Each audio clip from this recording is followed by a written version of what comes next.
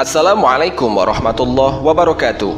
Sahabat Cinta Islam Channel, Maliki Yaumiddin, itulah penggalan ayat dalam surat Al-Fatihah yang sering kita baca setiap hari saat kita sholat, yang berarti hari pembalasan, hari perhitungan, dan juga hari ditegakkannya agama. Saat itulah semua perbuatan manusia selama di dunia akan ditunjukkan dan akan dibalas. Pada hari itu, semua manusia butuh perlindungan, ketika tak ada perlindungan melainkan perlindungan Allah Subhanahu wa Ta'ala. Dalam banyak hadis, Allah Subhanahu wa Ta'ala berhak memberikan kewenangan pemberian syafaat kepada siapa dan apa saja yang Dia kehendaki. Nabi Muhammad SAW termasuk orang yang mendapatkan keistimewaan untuk memberikan syafaat itu. Saking mencekamnya saat itu di padang mahsyar, pada hari itu setiap orang tak sempat memperhatikan orang sekitarnya. Semua dikumpulkan pada suatu tempat yang luas, yaitu padang mahsyar. Sejak Nabi Adam hingga manusia terakhir nanti akan dikumpulkan di sana. Rasulullah SAW pernah mengabarkan kepada Aisyah, manusia dikumpulkan pada hari kiamat dalam tanpa alas kaki, telanjang dan tidak berkhitan. Aisyah bertanya, "Ya Nabi, laki-laki dan perempuan semuanya? Mereka akan saling melihat?" Nabi SAW menjawab, "Hai Aisyah, urusan pada hari itu lebih dahsyat ketimbang melihat aurat." Hadis riwayat muttafaqun alaih. Saat itulah matahari didekatkan sehingga sangat panas, sehingga kita sangat membutuhkan perlindungan dan syafaat pada saat itu. Selain Nabi Muhammad SAW, ada 5 amalan yang juga bisa memberikan syafaat pada hari kiamat atas izin Allah Subhanahu wa Ta'ala. Al-Quran mengabarkan, "Dan takutlah kamu pada hari ketika tidak seorang pun dapat membela orang lain sedikit pun, sedangkan syafaat dan tembusan apapun darinya tidak diterima dan mereka tidak akan ditolong." Al-Quran Surat Al-Baqarah ayat 48. Hanya Allah yang berhak memberi kewenangan siapa saja yang bisa memberikan syafaat pada saat itu.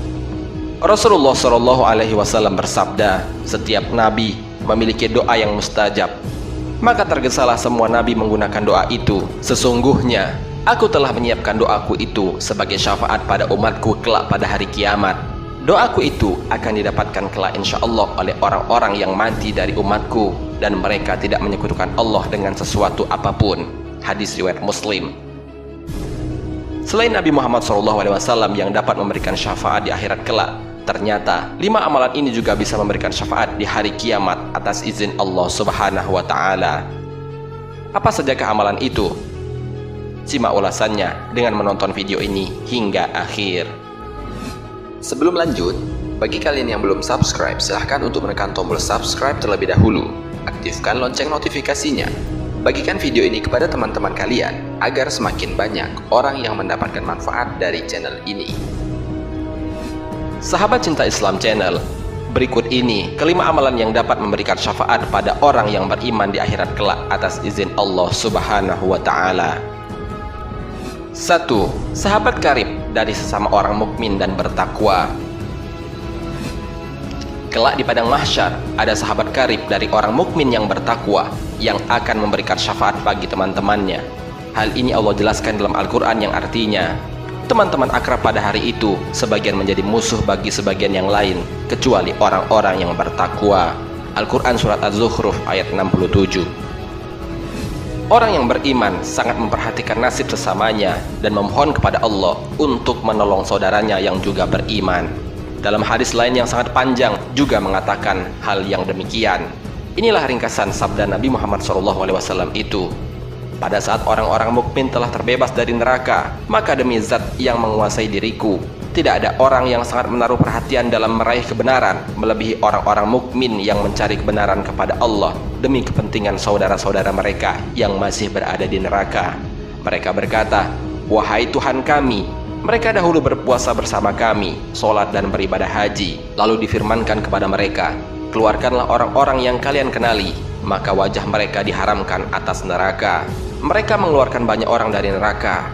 Ada yang sudah terbakar hingga separuh betisnya, dan ada yang sudah sampai ke lututnya.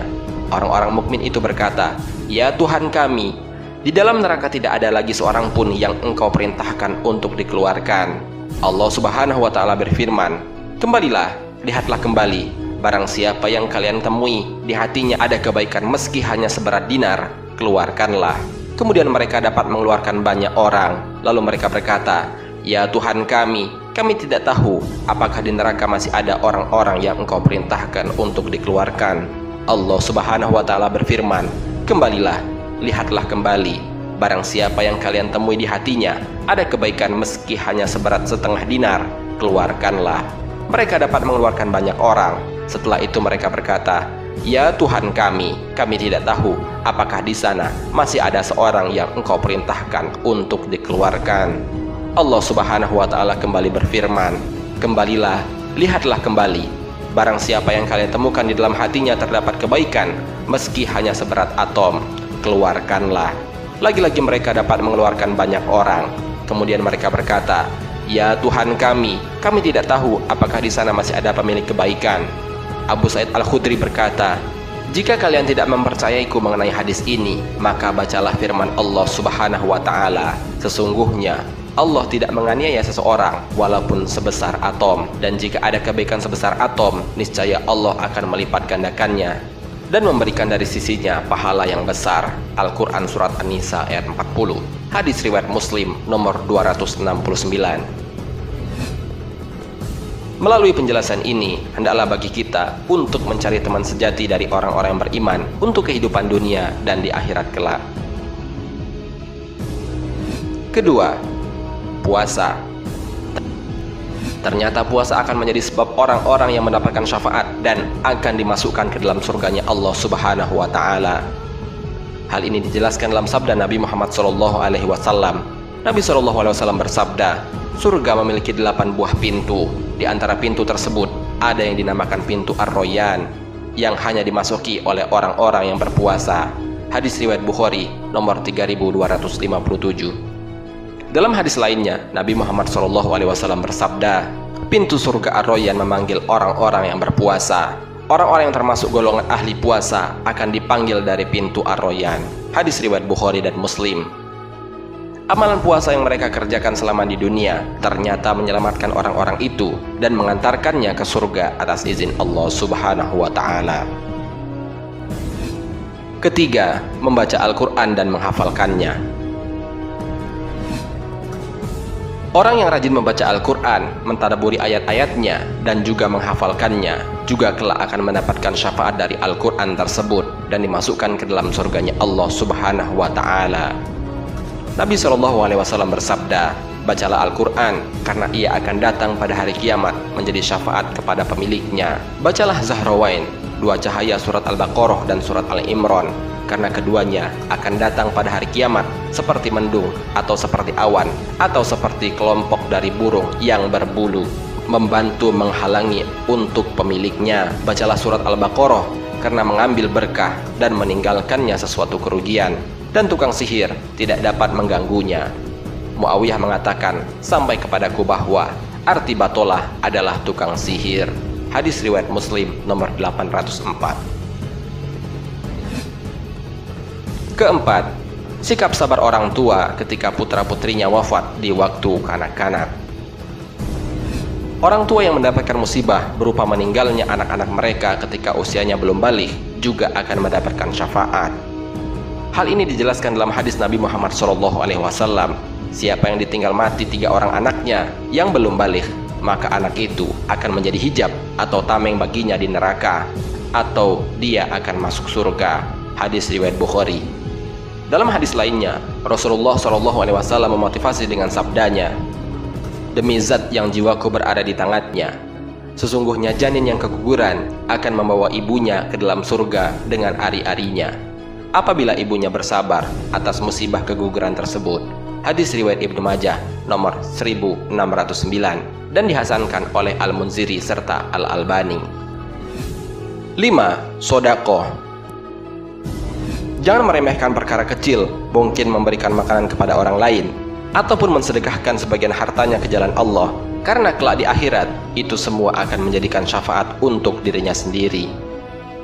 Rasulullah SAW bersabda, naungan bagi seorang mukmin pada hari kiamat adalah sedekahnya. Hadis riwayat Imam Ahmad. Di hadis lainnya, Nabi Muhammad SAW menyebutkan, 7 golongan manusia yang mendapatkan perlindungan, dan salah satunya adalah seseorang yang bersedekah dengan menyembunyikannya hingga tangan kirinya tidak mengetahui apa yang diinfakkan oleh tangan kanannya. Hadis riwayat Bukhari. Sahabat Cinta Islam Channel, itulah kelima amalan yang dapat mendatangkan syafaat di akhirat kelak selain syafaat dari Nabi Muhammad SAW. Tentunya itu semua atas seizin dari Allah Subhanahu wa Ta'ala. Semoga kita semua kelak di padang mahsyar mendapatkan syafaat dari kelima hal di atas, terutama mendapatkan syafaat dari Nabi Muhammad SAW. Amin ya robbal alamin.